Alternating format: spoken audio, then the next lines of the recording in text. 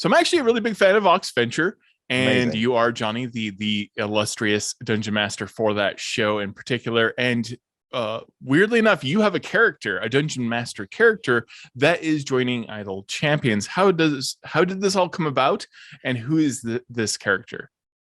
So I really feel like super flattered to have been approached to appear in Idle Champions because as a DM, you're kind of a jack of all, but you embody none, really. You kind Yeah. of you flip between different NPCs as required. But I was really pleased not only that I was approached, but was approached specifically for Rust on the Harbour, who is probably the NPC from the Oxventure that is dearest to my heart because he started as a player character for me. Off screen, outside of any sort of work related D&D stuff, I was playing in a Salt Marsh campaign with some friends, um, and I joined a little bit late. So they all had characters set up, and I was like, okay, well, what don't we have? And they said, oh, we could do with a rogue. And I knew that it was Salt Marsh. We were going to be pirates, and I don't know why.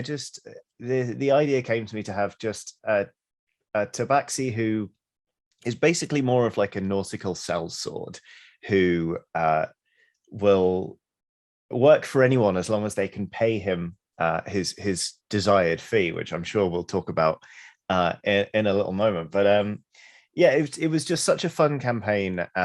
I started doing a French accent with him just for fun. And by the end of that campaign, two other players had switched their characters to have French accents as well. I don't know why, it just caught on. So when I eventually brought Rust to the Oxventure, firstly, I think I probably put a little bit more into that appearance and into him as a character with the others because I knew him inside and out. This wasn't just somebody I quickly rolled up before a session. Yeah. So I was very relaxed, but also putting a lot into it.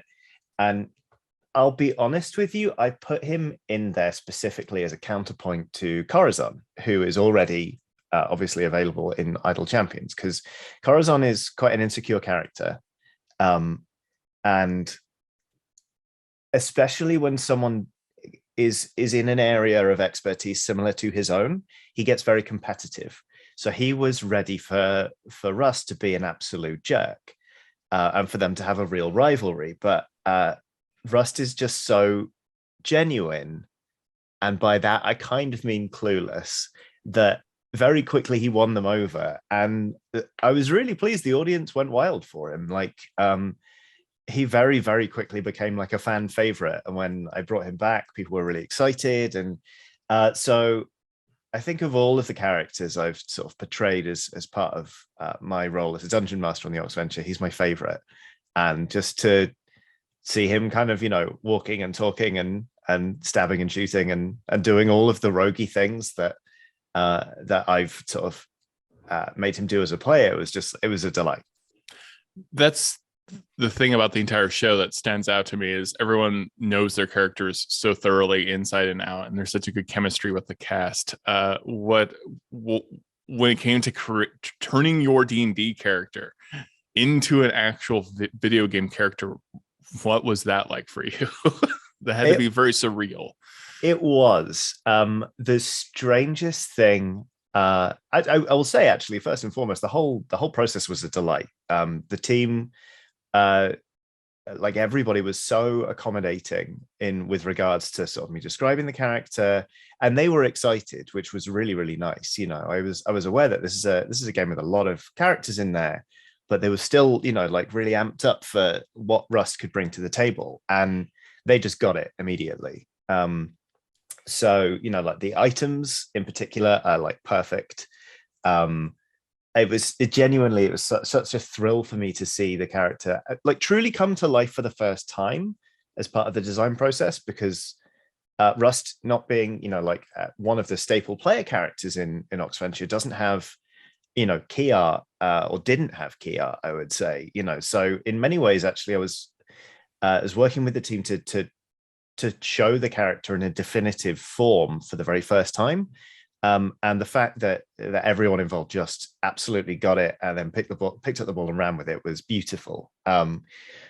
I was before the call, I was a little bit nervous, I will say, because obviously one of the key things about Idle Champions is that you go along, you complete areas, you progress to new ones, and you're always gaining money as you go. And you use that to level up your champions, obviously. And it's a big part of the game that you're collecting coins. Rust on the Harbour, as like a central concept, doesn't understand money. So when I talked earlier about him having a price, Yeah. he will work for anyone as long as they can pay him 1 gold piece. Now, it's not like he'll work for anyone and as long as they can pay him 1 gold piece, and then someone else will offer him one, and he'll have 2 gold pieces.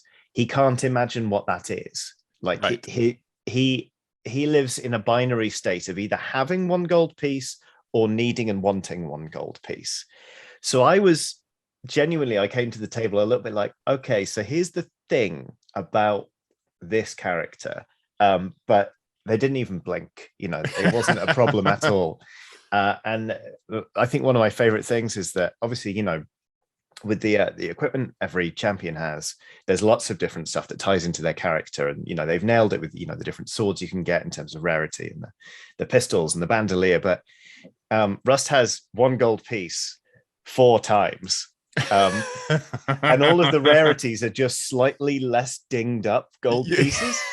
And the second I saw it sort of as concept art, I couldn't stop laughing. It was great. So I would say to answer your question more succinctly, it was a very intimidating prospect that actually was a joy from start to finish. It was such good fun.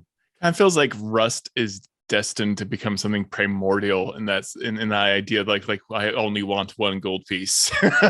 Yeah. And like heroes have to like get a quest from this character, like I don't understand what's happening right now. Yes. Like even the ferryman only needs 1 gold piece to take you to the land of death. So there's a little something creepy about that simplicity. But was there any hurdles in adding a player character? Because I've done the same thing. I think every dungeon master has, with varying degrees of disaster, of taking a player character and making them an NPC. I've seen some terrible situations where a dungeon master has brought in their player character and they have like cut through a star cruiser with their like with their sword or something, and you're like, yeah, you just do you. We'll be here waiting for you to play the game. Yeah. Clearly not the case with Rust, though. Was it odd for you to turn this character that you've been playing for so long into that NPC, or was it just like, oh, this is very easy, I know the beats?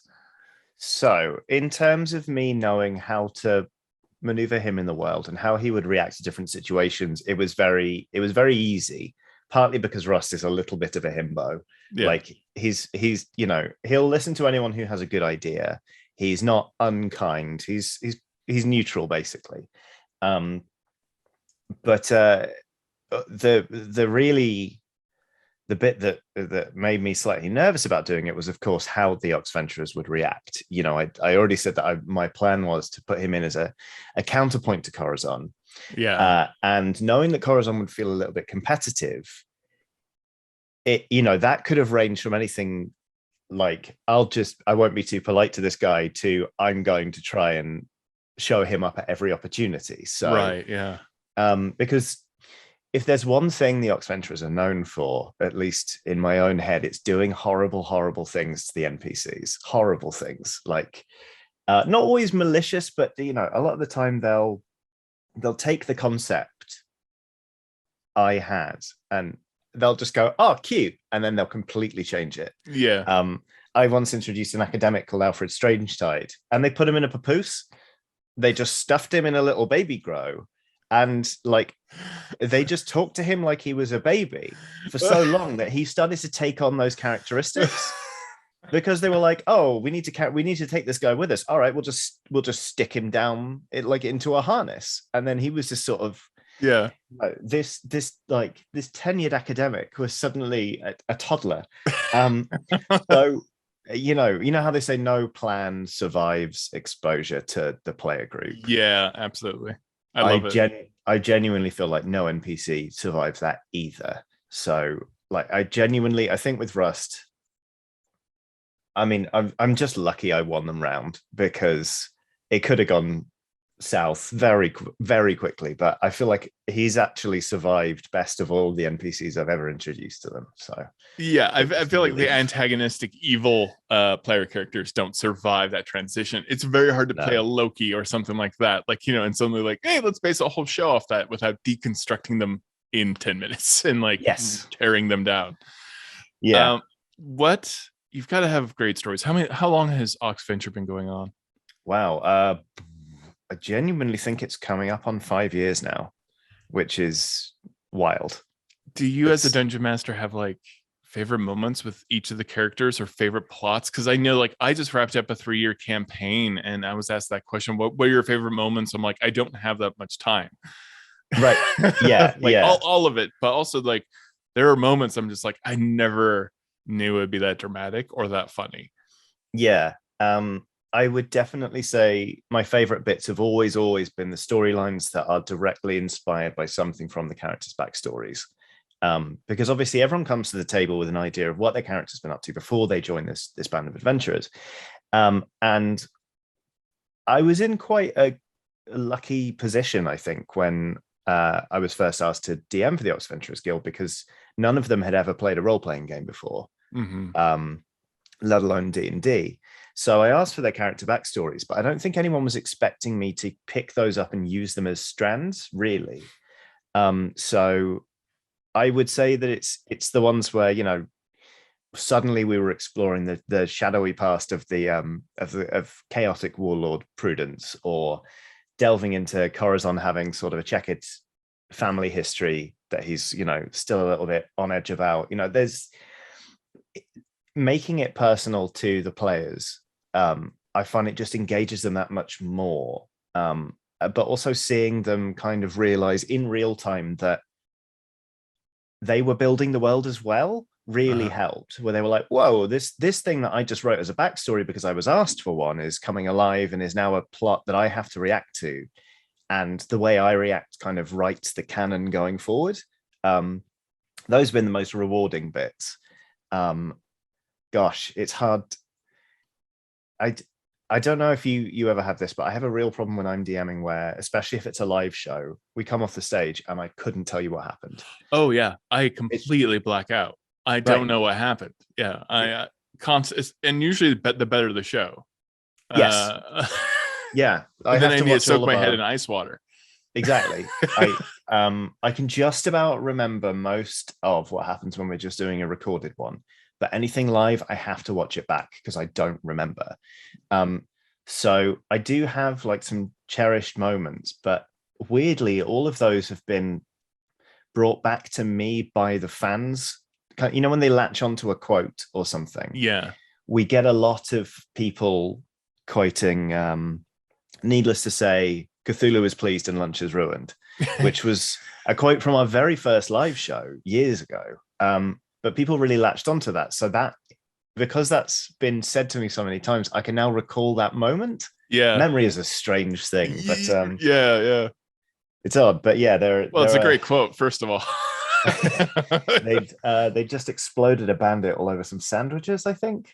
It was one of the first times that we really saw how shocking Eldritch Blast can be. Well, when the novel comes out for the show or the comic book, it has to be called, you know, Cthulhu is pleased, but lunch is ruined. Or the animated series. Oh, that would be that would be divine.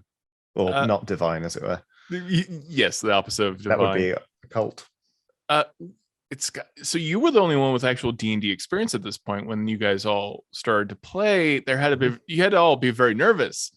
Just jumping into D&D live in front of an audience, basically, you know, for all intents and purposes. Yeah, well, the very first session, I think we were actually a lot more relaxed than perhaps we would have been if we'd known how far it was going to go. Right. Because the first session of the Oxventure was recorded as a thank you video to the viewers for Outside Xbox, the YouTube channel, hitting 2 million subscribers. That's right. Yeah. And when we were doing it, we were like, "Oh, that was fun. Well, if we ever get to do this again, then maybe we should X, Y, Z." And we didn't realize how hard people would go for it. So, we were kind of effectively just flicking a pebble down a hill, not realizing that, with regards to the Oxventure and its popularity, and also our own lives, we were kind of starting an avalanche, which has been lovely. So I think once we decided, all right, let's commit to this as a series, let's do it again, let's get costumes, let's get art. That's when the nerves kicked in, weirdly. It's like, oh, okay, we are capital D doing this, because I think hitting record on a role-playing session is something. It's technically something anyone could do, especially since so many people play online as it is. But deciding to make an actual play series is just a whole other thing. And it quickly became a little bit more nerve-wracking, especially since I really, really needed to improve my knowledge of the D&D rules, like massively. I remember when I got asked to do a live play show for the first time. That's the one I wrapped up, and the amount of nerves I dealt with beforehand, and the amount of notes I took, and I was aware everything was going to all fall apart when no matter how many notes you take or plans, and that I love the chaos, because otherwise you're playing a video game. Yes, I have video games. That dawning of anyone who hasn't played D&D, which I think you keyed into very well, of like your players suddenly understanding, oh wait, this can be about me. Like my choices change things. That is a delicious moment to watch anyone slowly realize, like, whoa, I can change the world. yeah. It's lovely. It's really, really rewarding. Yeah. Player creation as well. I don't think anything makes me happier than seeing someone get completely excited for a character, for a new show.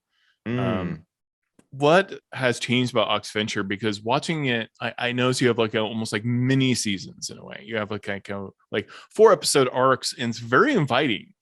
More so than a lot of shows I've seen, because I know when I'm watching, I'm like, oh, this is this arc, I can just jump in.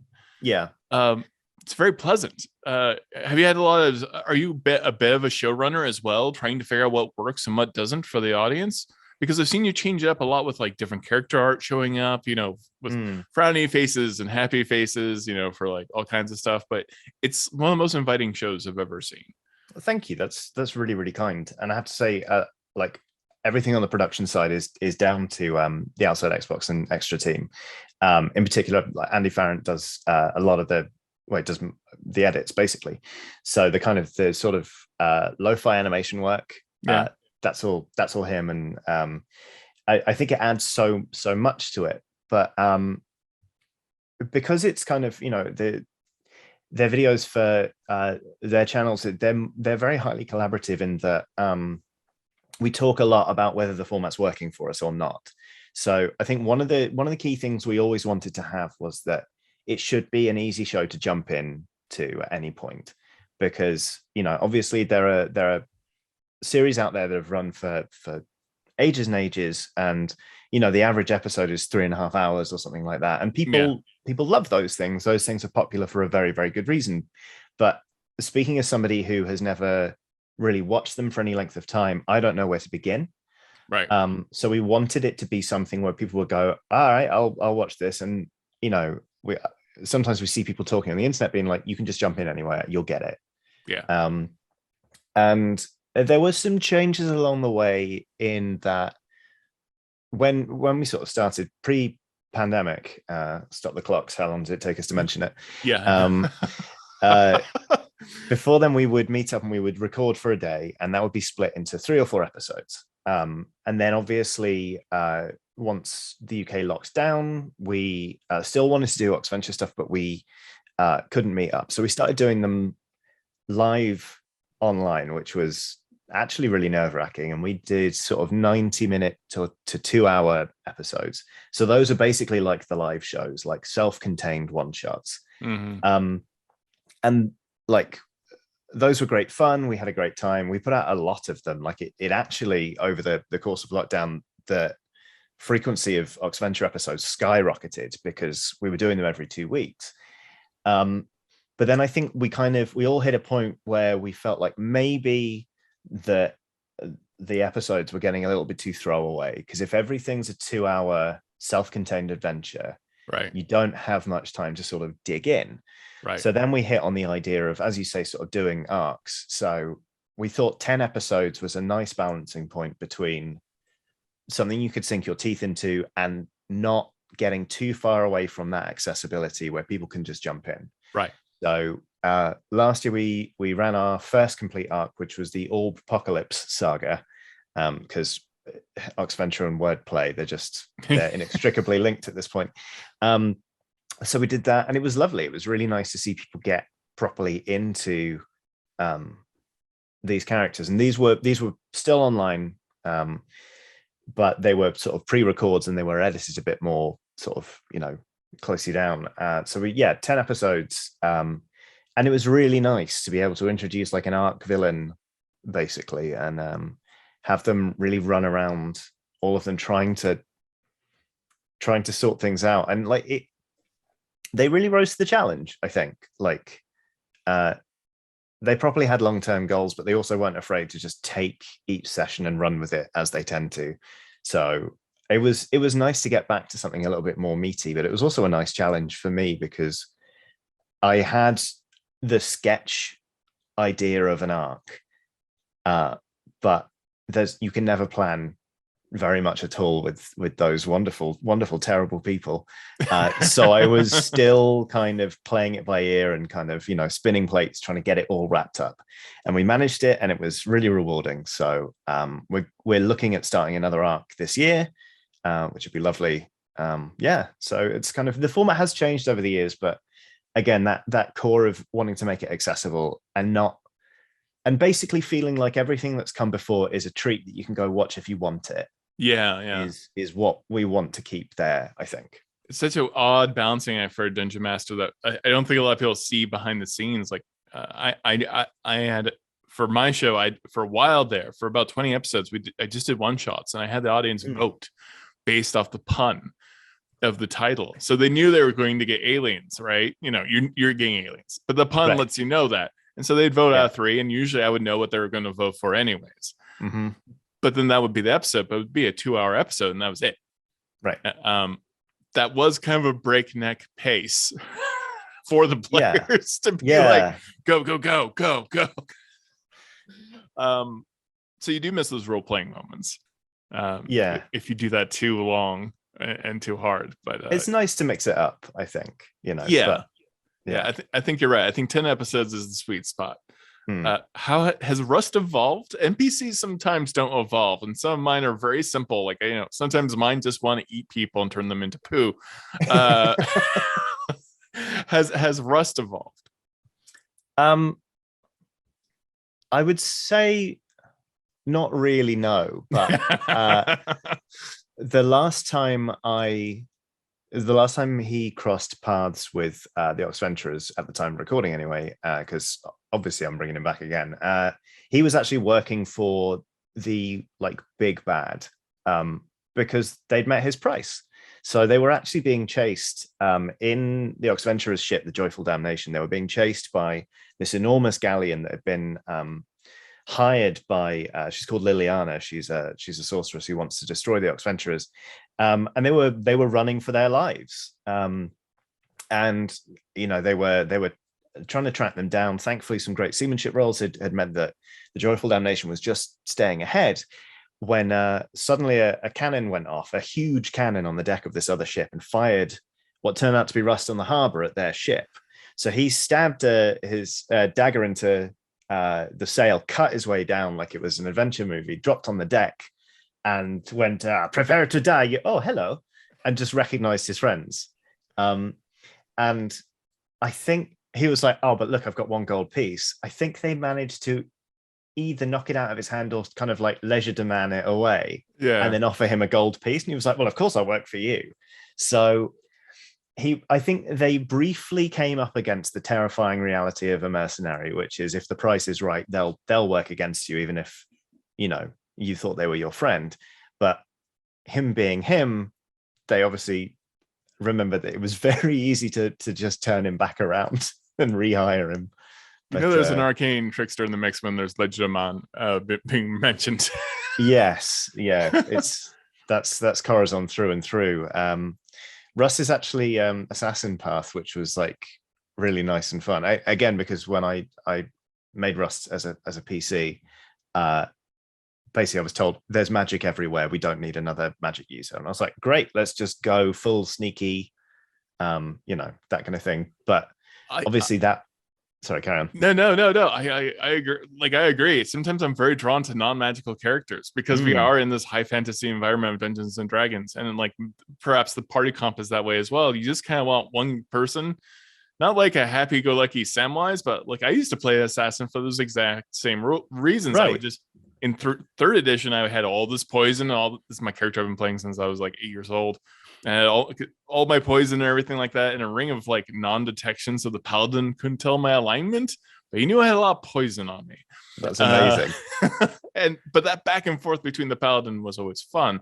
But I think it makes Magic a little bit more magical to have like one character who has no idea what's going on. Exactly. Yeah. It's really lovely, and it meant that actually I was free to perform all of these weird feats of daring do, like because in the campaign I played in, we'd have one person would just be summoning sea monsters, and others, like we had one guy who could cast like walk on water. So his favorite tactic, if we were being chased, for example, was just to run over there and see what was what. Yeah. I witnessed this. Yeah. Right. With Rust, it was just like, all right, well, what's an analog thing we can do? So that is also why his ultimate in Idle Champions is that he gets fired out of a cannon, because that's basically his signature move. He's like, well, I can't fly over there, so I guess we'll find a find another way to do it. That's fantastic. Do you feel like dungeon masters typically do play himbos? Because I usually play very either Doctor Who or Peaky Blinders type characters, but they're complex in their thoughts, right? Like they're kind of all wrapped up in themselves. After about 3 years of running a game nonstop, I went immediately to what we called a Tarrasque born, who just eats people, and that's it.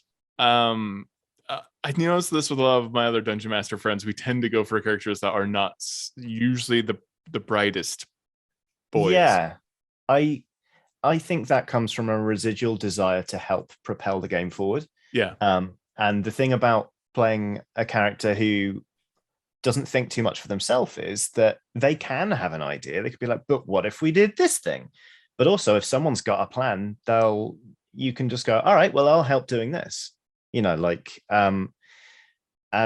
I think maybe that's why Rust resonated actually with the Oxventurers, because they were saying, why don't we do this? And I was like, great idea. Yeah, okay, great. I was just trying to big them up, basically. And I think, that is a thing. Like I very much, whether it's, like board games or video games or tabletop role-playing games, I love playing support characters. I just really love enabling other people to do things. Right. But definitely when I'm playing I play a character in a different, like in someone else's game, I will choose characters that aren't the brightest tool in the shed, or just aren't that complicated, I guess, because it makes it easier for me to lift other people up and let them do their thing. I think it's just how we have fun in the end. It's just giving other people great moments. Well, and you as a DM have to be so complex all the time. Right. Yeah. Being a player is a bit of a vacation in some ways. Yeah. So I went through one of those periods. I'm sure you've had them yourself, where I was just DMing for ages and ages and ages. I was at one point running 5 pen and paper campaigns. I think it was 3 D&D, 2 Deadlands, and I was playing in the Deadlands as well. So I was across 6, but only getting to play 1 in every 6 times. And for a few sessions, I was like, what's wrong with me? Why do I feel so on edge? And I was like, oh, it's because this adventure is happening and I don't have to do anything. It was like, there was something in my head being like, I should talk more. It's like, no, like I don't have to. It's okay. Like I'm playing a clueless teenager. I don't Yeah. need to talk. It was a holiday, a weird holiday, but a holiday. You must, with this Oxventure fame and everything, you must have so many people coming up to you asking, like, how do I play D&D? How do I make a character? What's your advice for getting started? Dungeon Master advice. You must get the whole slew of it, especially when you were going to conventions and online. What's your advice for those who want to just jump into D&D? Because I know it's a very intimidating thing. I get asked this all the time, because and it varies from like just play and your friends will help you to like read the player's handbook. That's always a good idea. Yeah. But for you, what do you do? So you know what, like it's very similar to what you just mentioned. My first advice is always the player's handbook is your best friend. The Dungeon Master's Guide is more of a letter to being a dungeon master rather than like a step-by-step guide, as it were. And I also say, like D&D is one of those things that you can do as much homework as you want. You can really delve deep and get as much information out of the game as you want and commit it all to memory if you want to. But in order to start, really, all I feel you need is to know how to call a check, and why you would call each one. And you know what? Like, if it gets to the point where you're in your session 0 or whatever, and it gets to combat, and you're not sure how it would work, it's okay to stop and be like, all right, well, now let's try. Yeah. Because number one, combat always slows the game down to a crawl anyway. And number two, like, if it's a bunch of people setting out and having fun, and everyone knows that it's the DM's first time, like, they're going to be patient. They're on your side. They want you to succeed and have fun as well. So like, there's no harm in stopping and digging out the book and looking something up. I think I would say I'm really flattered that people come to me for DMing advice. I mean, some people have asked me to sign their players' handbooks and like their screens and stuff, which always feels like I'm just defacing something. But it means a lot to them, and that means a lot to me. But I think if there's one thing I really wanted to impart on those people, it's that playing for a series and playing with friends is such a different experience, because number one, you do have more time to stop and have that character moment or look things up or retcon something if you want to.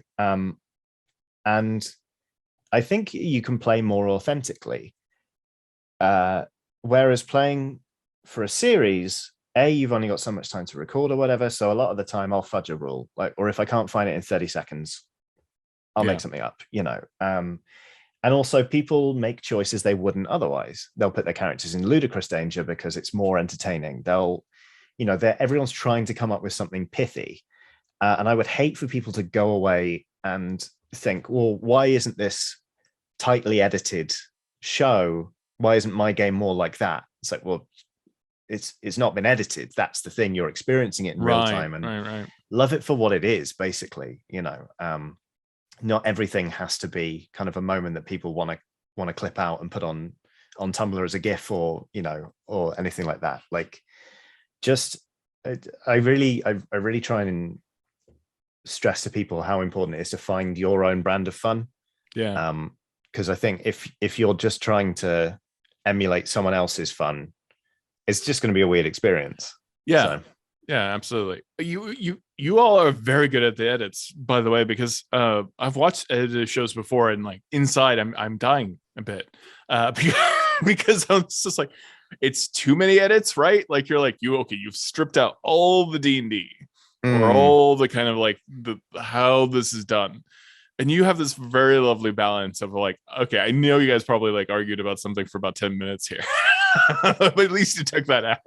But you didn't necessarily take out the die roll or the excitement around a natural 20 and stuff like that. And I think that you guys have found a nice balance of still almost being educational but still inviting, because there's not going to be like a 20-minute debate about something.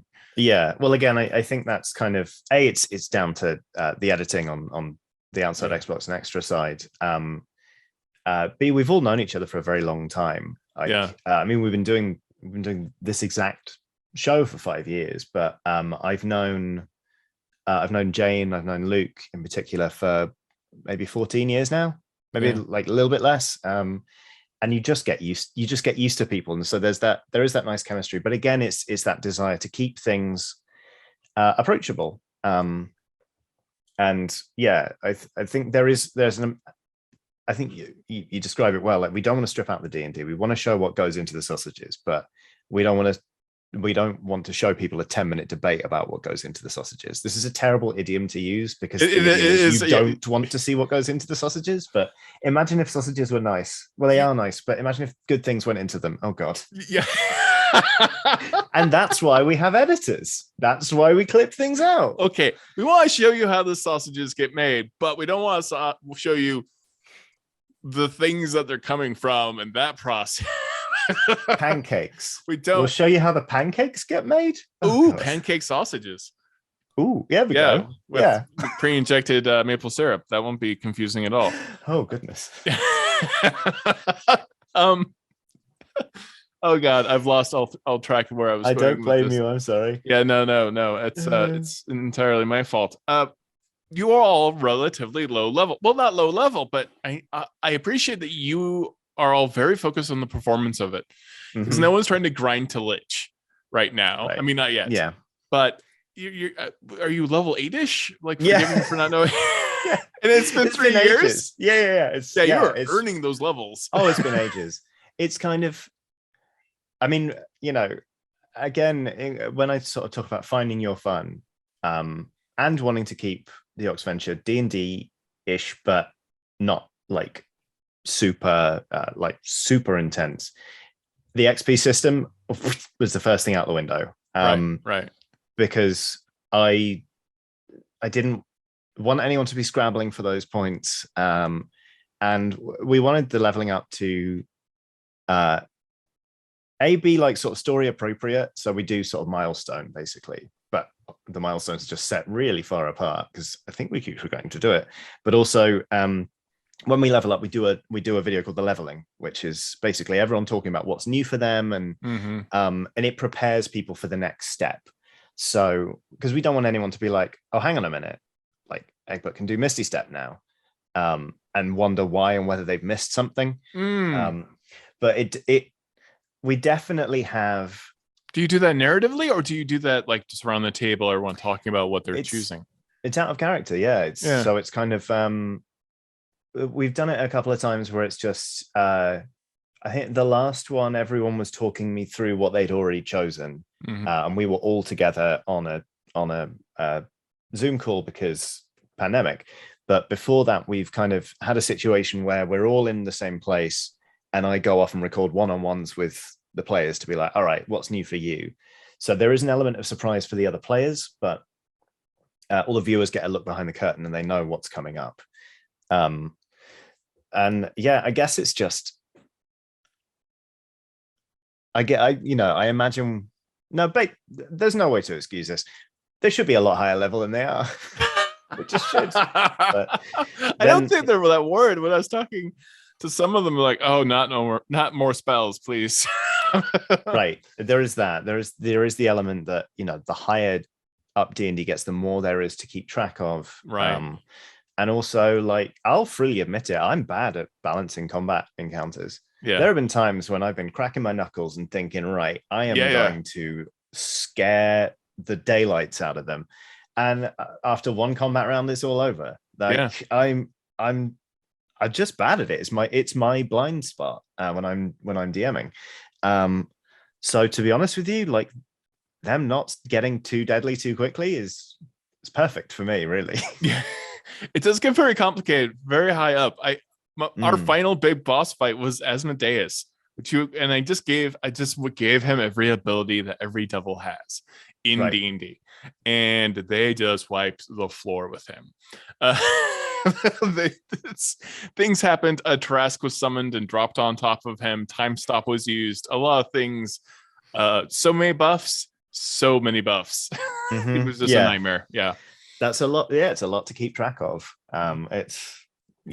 Keeping track of your players' abilities is a full-time job. So I like the idea of having that like separate show where you're like, okay, this is why you can suddenly turn into Mist for the audience. Yeah, it's as much for me as anyone else because I'll be sat there being like, don't forget this. It took me a while to remember that Prudence has spider climb.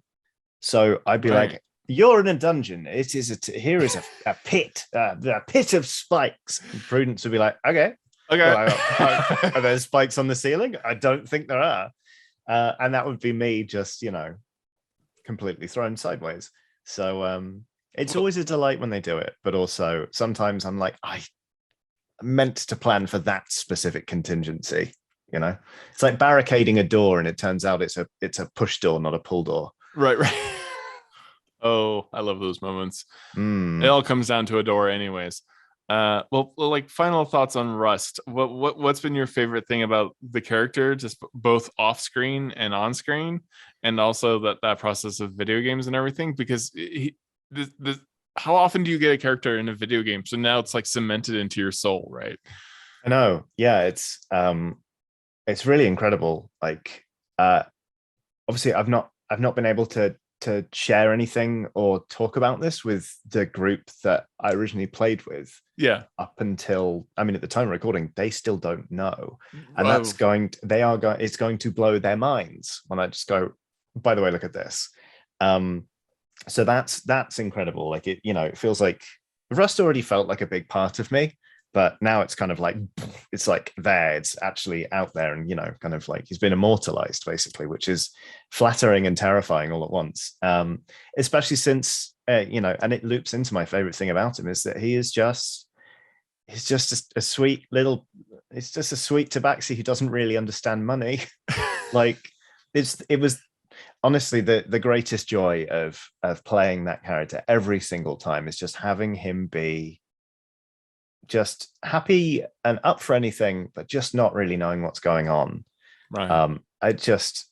It makes me laugh every single time, and like 99% of the time, if I'm laughing, I'm happy. you Yeah, know. yeah. So there are so many.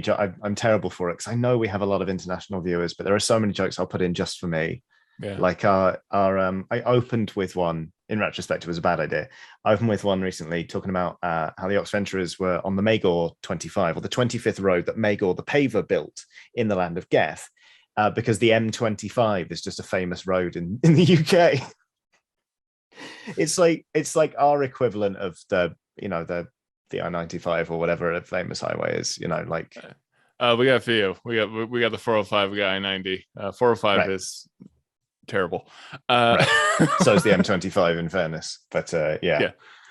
Excellent. Well, thank you so much for being on the show. I'm so excited for the character. I love the show. I love all the characters in it. You can tell that you all have great chemistry, and you're all a delight to watch. And Oh, thank you so much. I can't wait for more episodes. And I'm really hoping I get to see you in person, hopefully soon.